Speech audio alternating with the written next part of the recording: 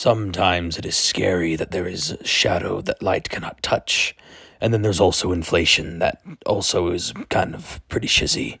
Hello everyone, it is Briximus Prime, back for another Transformers action figure review, and today I'm going to be reviewing the Transformers Power of the Primes, Leader Class Rodimus Unicronus, or also known as Shattered Glass Rodimus Prime. So anyway, without further ado, let's just get right on into the packaging. I don't have the packaging. But here's an image from Google, just in case you were wondering.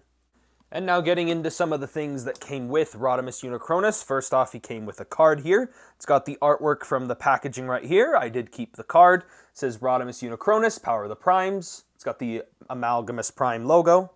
And then here on the back, it says Rodimus Amalgamous Unicronus. That's a mouthful. It says, takes the shape that brings maximum destruction. So basically that's the power that this Rodimus Unicronus would have if he had the power of Amalgamous Prime. So that's it for the card. And then over here at the accessories, he comes with the Matrix of Chaos or something like that. I like how it looks. It's got the gray classic Matrix outline, and then it's got the nice red gem on the inside with the black and purple. Looks great. This can go inside Rodimus Unicronus. We'll show that in a second. And then he comes with his blaster here that looks exactly like the one that came with the Rodimus Prime of this same toy line. And it can split in half into two separate guns. The only problem is when they're split like this, they look like they're two halves of the same gun. And then when you combine them together, they look like two guns put together. So, like, make up your mind! You'd think with all this empty space and everything, the gun would have a place to store, but no. And then to access the interior, all you have to do is just pull open this tab right here, lift these up, and then there is a little hole cavity right here, which is where the Matrix of Chaos will then slide in. And that looks pretty cool. And then you just close this back up, and now this guy's ready to destroy literally everything in his path. And here is taking a look at Rodimus Unicronus' head sculpt, and wow, I really love this redesign for the head. I mean, it is taken out of the comic books for Shattered Glass, but I just really love the way how it looks. And also, I love how it has that subtle hint of Unicron with the little purple, like almost horn-looking crest right there. The red visor obviously implies that this guy is evil, and he's got that nice handlebar mustache goatee thing going on, which really solidifies the look of the bearded Unicron kind of look. But it does make Rodimus Prime look kind of like an evil, emo biker gang guy. Coming down the rest of the body here, I like how he's got this like metal band logo here on his chest with the Decepticon insignia. Apparently, a lot of the original promotional images, he had the Autobot logo, but then after the figure released, it had a Decepticon logo. So it's a real shame that that happened, so I might end up getting a Repro label Autobot logo to go right there in later down the line, but as of right now, this guy is Rodimus Unicronus, not Shattered Glass quite yet. So, taking a look at the figure, basically it is just the Rodimus Prime figure with weak-ass knees. And he's all repainted in purple, black, and gray. Primus knows I love my black repaints. And again, this guy has got to be one of the best figures that came out of Power of the Primes. Not for his engineering, but the absolute sheer look of him. And again, the size here really emphasizes how much I love this figure, because Power of the Primes and the Prime Wars trilogy before Siege kicked in, leader class figures actually felt really substantial and like they were worth the $50. Nowadays, they've kind of downsized them with some nice engineering, but they don't feel as big as like these were. But also, the Power of the Primes trilogy did also introduce to us a bunch of engineering problems that did end up getting fixed within the later toy lines because of budgeting stuff, such as these bits of kibble jetting off the forearms and this big square backpack thing back here and all that stuff. But my main point of the engineering that I don't like is here in the shoulders. Here in the shoulders, so in this particular leader class figure is based on the evolution gimmick. So there was a gimmick that was happening in Power of the Primes where you could evolve your figure. So technically this guy can turn into Nemesis Hot Rod. But because this entire top half is formed out of that hot rod, and it is a cool idea, I love the idea and the engineering is awesome, but it is not the most practical. Because these are his legs and there is not enough range in these ball joints, in these hinge joints here in the shoulders, the only way you can lift his arm up is if you shift it up like this. I really wish they engineered a way where you could hinge this up on its own hinge joint and only use this if you really had to, but this is the only way you can actually lift up his shoulders, and this just looks really weird, and it kind of looks like he's shrugging his shoulders in a weird way. I don't know. Speaking of posability, the head here can swivel, the shoulders can rotate a full 360. Again, they can move in and out. He does have a bicep swivel. Over 90 degrees of bend at the elbow. He does get a wrist swivel right here. No waist swivel, sadly, due to transformation, but I actually don't mind it as much as the shoulders. This flip up. The leg can move outward. It can't really move back because of this kibble, but if you untab it, move it out of the way, the leg can move back. The leg can move outward, not that far. He does get a thigh swivel. 90 degrees of bend at the knee, and then his ankles can shift up, they can shift down, this ankle guard can move, and he does have ankle pivot. At least this carried over into the main line later on.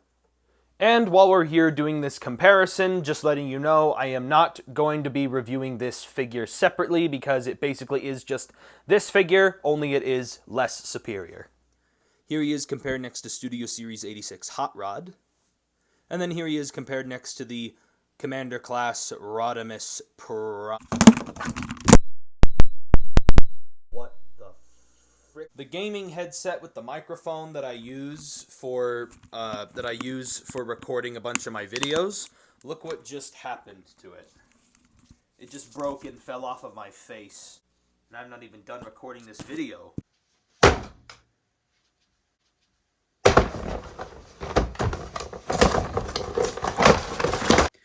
I had to go and buy a cheap headset that I could just... This was just $5. It's not a very expensive headset like the other one, so I have to just use these temporarily until I can afford a more expensive pair. So as much as I love this particular part of the figure, there is an entire other half of the package that we do need to take a look at.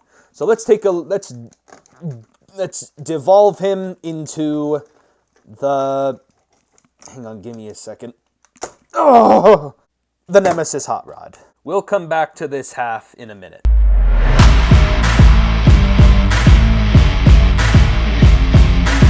And here is taking a look at Goth Hot Rod. So again, this guy's got the Decepticon logo instead of the Autobot logo. Also, I wish the goatee and everything carried over to this figure. The red eyes in purple looks great. Again, I like this kind of metal band logo on his chest. And basically, this guy has all the same details from the bigger form, only except it's, downsized and his engineering is not as great. But overall, I think the painting and everything with this guy looks fine. He does have a little bit of window kibble down there. But again, overall, I feel like this is not as bad as it could have been. I like this figure. He at least looks great. He just doesn't really pose all that well. The swivel at the head, his shoulders are on ball joints, so they are a little limited. They can rotate pretty far. Just his gray spoiler does kind of get in the way. And then his shoulders can move outward, and then there's a hinge joint that allows him to move out a little bit more. And then he has these weird bends at the elbow right here at the ball joint, but then there's this weird extra bend right here at the tire, which is pretty cool in theory, but it looks kind of weird on some poses. I don't really mind it all that much. No waist swivel, obviously. This front skirt moves up, just like the other figure. Allows the leg to kick up barely that far, so there's not even any point as to why it hinges out anyway. Doesn't really kick back, hinges outwards to the side. He does get a knee swivel. Bend at the knee, he gets this weird ankle shin pivot, and then his ankles can move up, down, and sadly there is no ankle pivot at his feet, but whatever. Here he is compared next to the Transformers Kingdom Commander Glass Rodimus Prime. Here is the Nemesis Hot Rod compared next to the Transformers Studio Series 86 Hot Rod. If Hasbro repainted this figure in this color scheme, I would absolutely buy it for sure. Here he is compared next to the bigger Rodimus Prime. And then here he is with his Power of the Primes counterpart. So that's it for comparisons, at least with this guy. Now let's get into the vehicle mode transformation.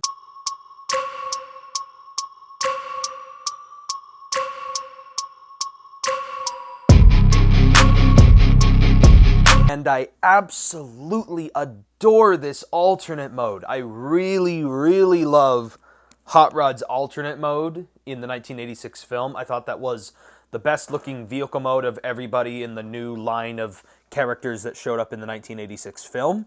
But putting it in black, purple, and gray with silver, like I love black repaints, this really emphasizes why I love black repaint so much. I really love how this looks. And I love how this thing rolls. And I just love how it just looks like such a death machine. Like it's the absolute definition of Speed Demon. But of course, with this being Rodimus Prime, you have to introduce his trailer. And then once you got all that tabbed in and set up, you get the Grim Reaper's Winnebago.